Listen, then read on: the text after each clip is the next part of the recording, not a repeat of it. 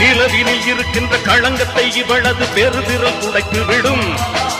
புதுயுக மகள் இவள் அணிகின்ற வளையல்கள் சிறைகளை உடைத்து விடும்.